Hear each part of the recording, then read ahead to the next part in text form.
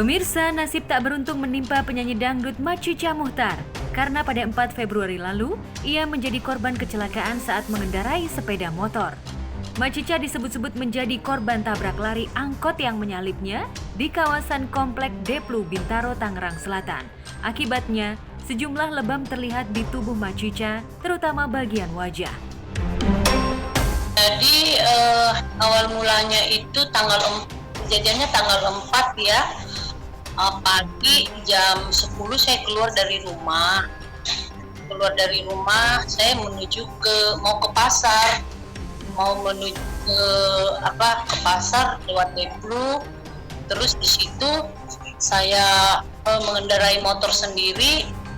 Tiba-tiba di turunan itu ada angkot dengan kecepatan tinggi menyalipnya sebelah kiri.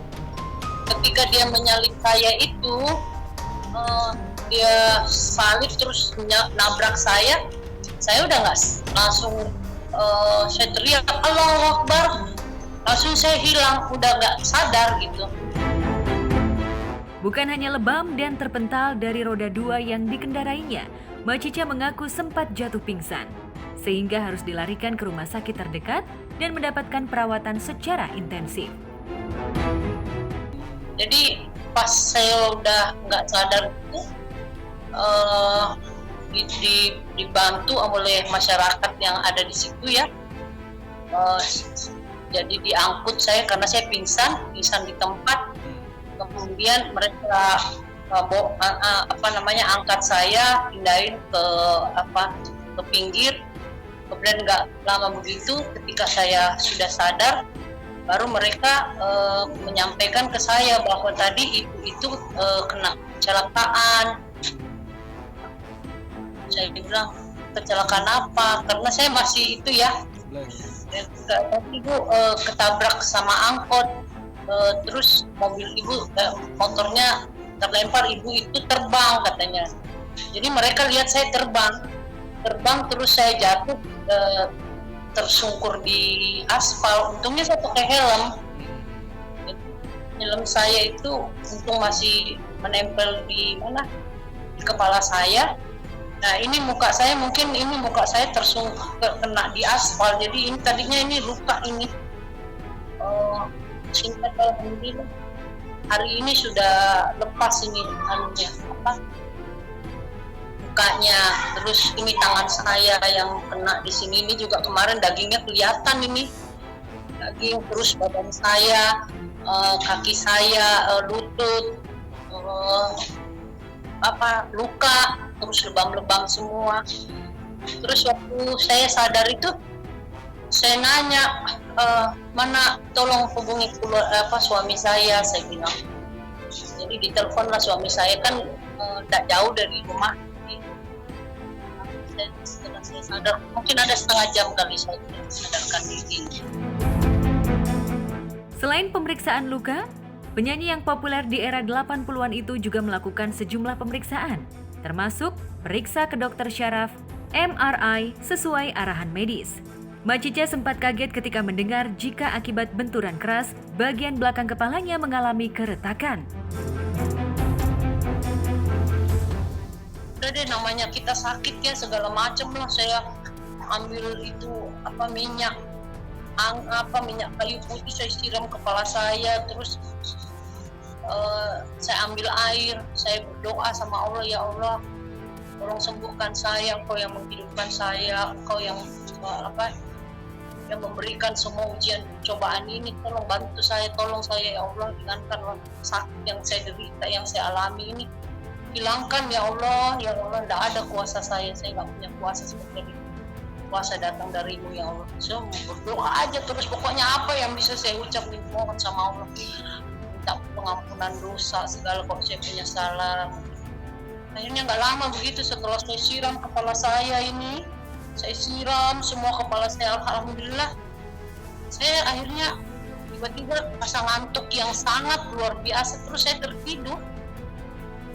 Jadi mujizat ya rasanya itu, Allah kasih ke saya, tertidur. Besoknya baru saya lumayan membaik, saya ke dokter ahli saraf. diperiksa, ini diperiksa di MRI. Dokternya bilang kalau ada pendarahan ibu harus dirawat.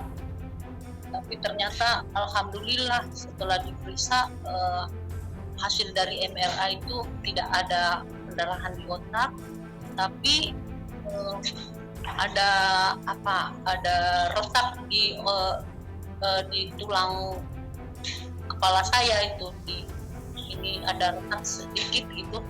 Jadi saya harus setiap seminggu 2 kali harus kontrol ke dokter saraf. Sepertinya sih ya nggak juga lah, tapi mungkin saat sekarang saya masih belum berani untuk bawa motor sendiri, karena ya baru kan, kejadiannya baru. Tapi ya saya kan orangnya memang seneng naik motor, Mas. Saya suka sekali naik motor itu gitu. Jadi ya mungkin enggak trauma lah, tetap di jalannya aja seperti biasanya. Karena terjatuh dengan keras, Mbak Cica tak sempat melihat detail angkot yang menyalipnya, termasuk informasi nomor polisi atau jurusan trayek angkot yang kabur itu. Nah, saya ini kan korban tabrak lari, Mas. Jadi nggak tahu. Jadi nggak ada yang nyatet juga itu angkotnya, karena langsung angkotnya larikan diri. Apalagi saya kan tidak sadarkan diri waktu sudah ditabrak itu. Dan orang di sekitar situ juga udah nggak tahu tuh angkotnya nomor berapa. Jadi ya korban tabrak lari, Mas. Kalau dibilang saya mau lapor, enggak saya begini aja, saya kesakitan, Mas. Lagi mau dibawa ke nanti diperiksa lagi, di BAP, di apa, laporan nggak sanggup saya. Jadi polisinya yang datang ya saya mungkin mau, tapi kalau saya harus ke kantor polisi, enggak lah, biar aja lah, saya juga udah ikhlas sekarang.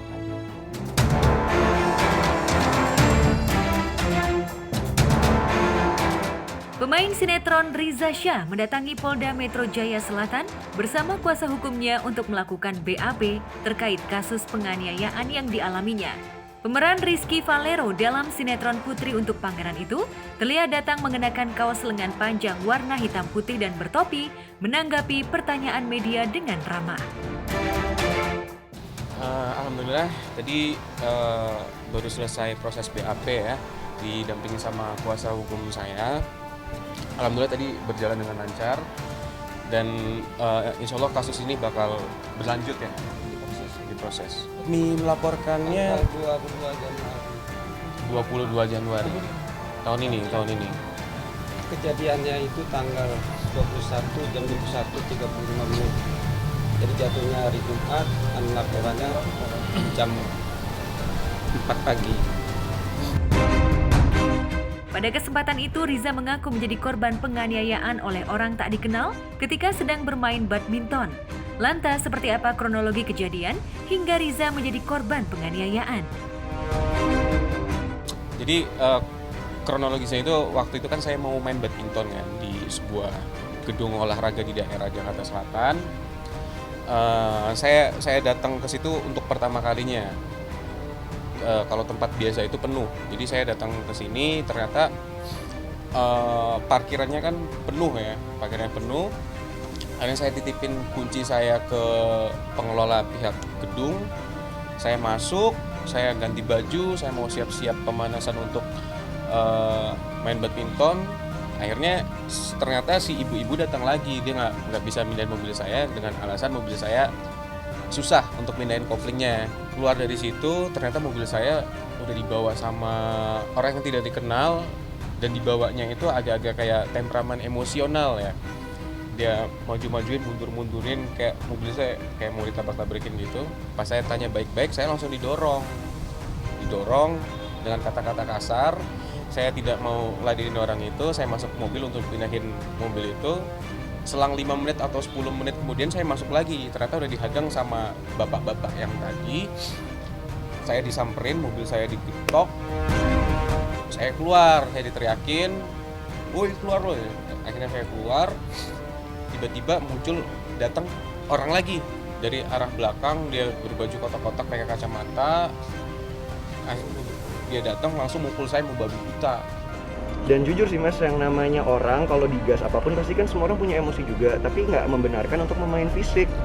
Ini kan negara hukum, mesti diusut sampai selesai. Oke. Karena kan bukan teman saya yang nyariin, kita kesini kan sama-sama ya, customer.